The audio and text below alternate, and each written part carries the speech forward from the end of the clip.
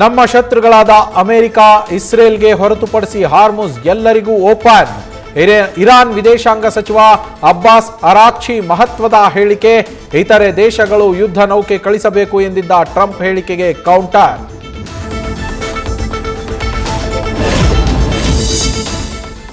ಯುದ್ಧದ ಎಫೆಕ್ಟ್ನಿಂದ ಕಚ್ಚಾ ತೈಲವಷ್ಟೇ ಅಲ್ಲ, ಅಲ್ಯೂಮಿನಿಯಂ ಬೆಲೆಯಲ್ಲಿಯೂ ಭಾರೀ ಏರಿಕೆ. ಗಲ್ಫ್ ರಾಷ್ಟ್ರಗಳಲ್ಲಿ ಉತ್ಪನ್ನವಾಗ್ತಾ ಇರೋ ಅಲ್ಯೂಮಿನಿಯಂ ರಫ್ತಾಗದೆ ದರ ಹೆಚ್ಚಳ. ಪ್ರತಿ ಮೆಟ್ರಿಕ್ ಟನ್ಗೆ $3,540 ಏರಿಕೆ.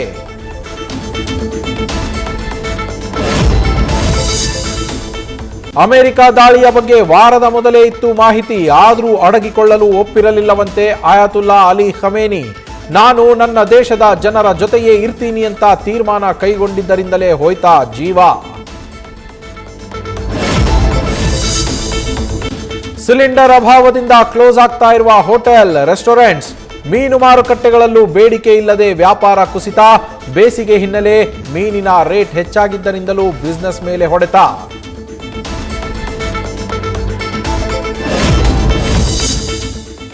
ಗ್ಯಾಸ್ ಸಿಲಿಂಡರ್ ಸಮಸ್ಯೆಯು ಸೈಬರ್ ವಂಚಕರಿಗೆ ಬಂಡವಾಳ. ವಿವಿಧ ಏಜೆನ್ಸಿ ಹೆಸರುಗಳಲ್ಲಿ ಗ್ಯಾಸ್ ಬುಕಿಂಗ್ ಲಿಂಕ್ ಕಳಿಸ್ತಾರೆ. ಓಪನ್ ಮಾಡಿದ್ರೆ ಇರೋ ಬರೋದೆಲ್ಲ ದೋಚ್ತಾರೆ. 112ಗೆ ಹೆಚ್ಚಿದ LPG ಸ್ಕ್ಯಾಮ್ಗಳ ಬಗೆಗಿನ ದೂರು.